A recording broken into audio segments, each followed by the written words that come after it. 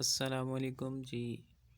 आज हम English code 504 के फाइनल्स के जो लेक्चर्स रेडी कर रहे हैं उनमें लेसन 28 पढ़ने जा रहे हैं। काफ़ी दिनों के बाद वीडियो अपलोड कर रहे हैं तो थोड़ा मसरूफ़ था। चलें कोशिश करते हैं कि आप लोगों के फाइनल्स के एग्ज़ाम स्टार्ट होने से पहले पहले आप लोगों की जो जितने भी सब्जेक्ट्स हैं इंग्लिश कोड के उनको कंप्लीट करने की पूरी कोशिश करेंगे। तो चलें स्टार्ट करते हैं। Lesson 28 social linguistics perspectives on language learning and second language research. Social linguistics आप सबको पता ही है कि सोसाइटी और लैंग्वेज का जो रिलेशन है उसके बारे में बात करनी है कि वो लैंग्वेज लर्निंग के ऊपर या फिर सेकंड लैंग्वेज जो है उसके ऊपर रिसर्च में उनका क्या पर्सपेक्टिव क्या है, क्या उनका कोई इन्फ्लुएंस है या क्या क्या किस तरह से वो सेकंड लैंग्वेज को इन्फ्लुएंस करती है नहीं करती है, क्या उसका रोल एंड टास्क है। तो और प्लीज़ फर्दर मूव करने से पहले आप लोगों से रिक्वेस्ट है कि चैनल को सब्सक्राइब ज़रूर करें और वीडियो को शेयर करें, कमेंट ज़रूर किया करें ताकि आप लोगों के लिए वीडियो को बेहतर से बेहतर बनाया जा सके। Social linguistics oriented research has provided rich descriptions of the context for language learning and the speech events. Second language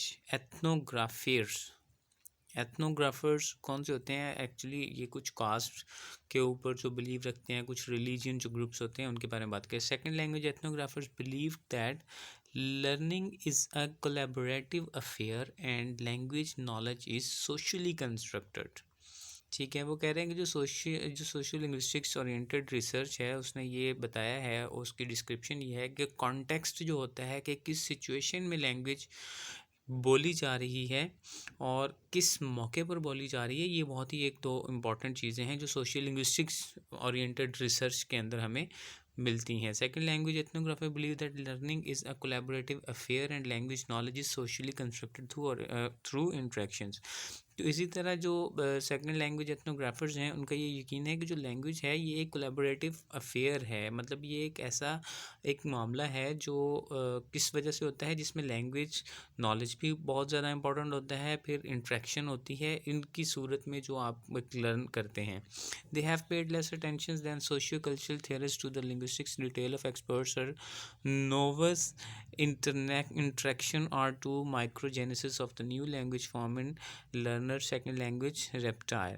On the other hand, current ethnographies of second language communication and language socialization offers rich evidence of the influence of learning context and learning evolving style of engagement within it. मतलब ये बात कर रहे हैं कि जो आपका context है वो किस तरह से आपकी सेकंड लैंग्वेज को इन्फ्लुएंस कर रहा है। इन सबको मैंने हाईलाइट इसलिए कि जस्ट ये एक एक्सप्लेनेशन है आपको थोड़ा सा समझाने के लिए। Second language ethnographers take a more rounded view of the learners as a social being, thus dimensions as a gender ethnicities are seen as significant for language learning success.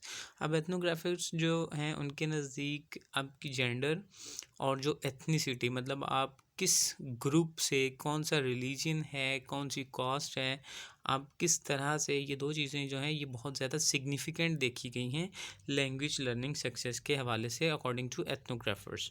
तो कहते हैं जी different researchers groups are pursuing theoretical agendas by focusing on different parts of the total language learning process.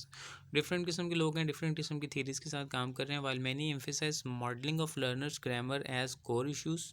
अब बहुत सब ने ये कहा कि जनाब जो लर्नर्स की जो ग्रामर इशू है उसको एक as a core issue focus किया उन्होंने कि पहले ग्रामर अच्छी होगी तो ही लैंग्वेज अच्छी तरह से सीखी जा सकेगी। Other focus on the language processing, और जो कुछ हैं उन्होंने लैंग्वेज प्रोसेसिंग के ऊपर फोकस किया कि नहीं वो लैंग्वेज को किस तरह से कंप्रीहेंड किस तरह से करते हैं, फिर इसको वो प्रोड्यूस किस तरह से करते हैं। और ऑन सेकंड लैंग्वेज इंट्रैक्शन, मतलब वो लैंग्वेज की रियल टाइम इंट्रैक्शन में कैसे वो लैंग्वेज को यूज़ करें। Each tradition has developed its cluster of specialised research procedures. New perspectives emerge without displacing the established one. अब जैसे जैसे रिसर्च बढ़ती गई तो पीछे वाले जो रिसर्च है उसको भी किसी ने नल एंड अवॉइड नहीं किया, मतलब किसी ने उसको ख़त्म नहीं किया, किसी ने उसको फिनिश नहीं कर दिया, बल्कि नए से नए पर्सपेक्टिव्स, नए से नए पॉइंट ऑफ व्यू, नए से नई चीज़ें जो हैं वो इमर्ज हो रही हैं।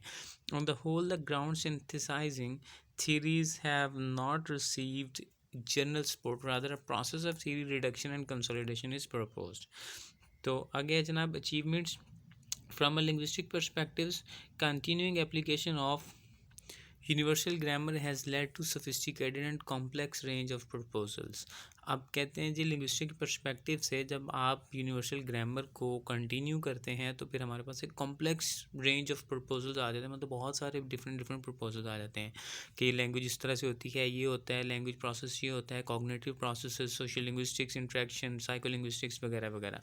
The universal grammar approach has also been instrumental in providing sharp linguistics description of learners language and has help to better document the linguistics root.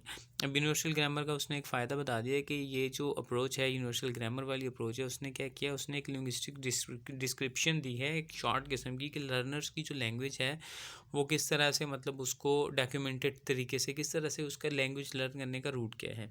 From a cognitive perspective, main developments have been the application of information processing models to grammar learning domains.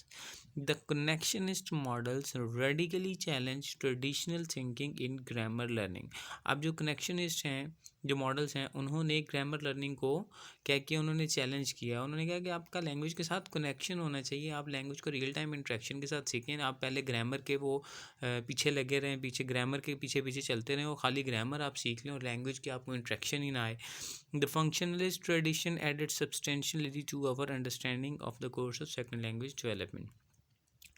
Variationist studies suggest that much second language variability can be accounted for by evolving links between form and function. अब जो variationist जो थे, उन्होंने जब studies किया तो उन्होंने कहा कि जो सेकंड लैंग्वेज है उसकी बहुत ज़्यादा वैरायटीज़ हमें नज़र आएंगी, वेरिएबिलिटी नज़र आएगी, उसमें बहुत ज़्यादा हमें चेंजेस भी नज़र आ सकती हैं, ठीक है, जिनको मतलब हमें, और वो क्यों होती हैं, just because of link between form and function के किस मौके पर कौन सी फॉर्म लैंग्वेज की यूज़ हो रही है. The social linguistic perspective tells us the learners engagement in second language interaction is influenced by power relations and other cultural factors. अब सोशल लिंग्विस्टिक्स पर्सपेक्टिव से वो ये बता रहा है कि जो सेकंड लैंग्वेज इंट्रैक्शन है उसको इन्फ्लुएंस पावर रिलेशंस के साथ इन्फ्लुएंस किया जाता है, और कुछ अदर सोशल कल्चरल फैक्टर्स हैं, कुछ कल्चरल फैक्टर्स हैं और कुछ पावर फैक्टर्स हैं, which are not inferably fixed but can be negotiated as learners build new identities. ठीक है, अब फॉर एग्जांपल एक लर्नर है, वो क्लास में बैठा है तो teacher has a more power, teacher के सामने उसकी लैंग्वेज का कुछ और तरीका होगा, अपने पीयर्स के साथ, अपने दोस्तों के साथ उसका कुछ और होगा. तो जहाँ पे पावर और कल्चर, फिर अपने कल्चर के हिसाब से भी वो लैंग्वेज लर्निंग में बहुत ज़्यादा फैक्टर्स इन्वॉल्व होते हैं. ये मतलब वो ये कह रहा है कि ये कोई फिक्स्ड नहीं है, ठीक है, ये अकॉर्डिंग टू आइडेंटिटीज़, जैसे जैसे उसकी आइडेंटिटी बनती जाएगी, वो लैंग्वेज लर्न करता जाएगा, तो ये पावर रिलेशंस और ये कल्चरल फैक्टर्स ये चेंज होते जाएंगे. Interactionist and socio culture research show how ongoing character of second language interaction can systematically affect learning opportunities it makes variable.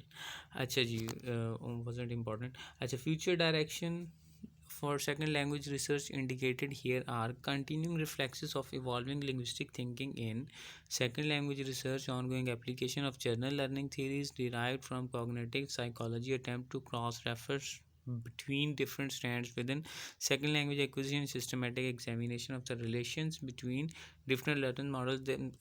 Nothing important exams के पॉइंट ऑफ व्यू से छोड़ने से. The roots of theorizing about second language learning in reform movements are connected to the practical business of the language teaching. अब कह रहे हैं जी जितनी भी थीरीज हैं सेकंड लैंग्वेज लर्निंग के हिसाब से, अब उसको जब भी देखेंगे तो वो किसके साथ कनेक्टेड है, practical business of language teaching. आप सेकंड लैंग्वेज लर्न कर रहे हैं जब तक वो आप उसकी वो कनेक्टिविटी आपके प्रैक्टिकल लैंग्वेज टीचिंग के साथ है. It has been argued that scientific findings of second language acquisition should guide the practice of classroom teachers. Present second language acquisition research offers a rich variety of concepts and descriptive accounts, facilitates teachers in making better pedagogical choices in discussion, the role of recourse and negative evidence. The subfield of research on instructed second language acquisition plays a special role in addressing teachers corners.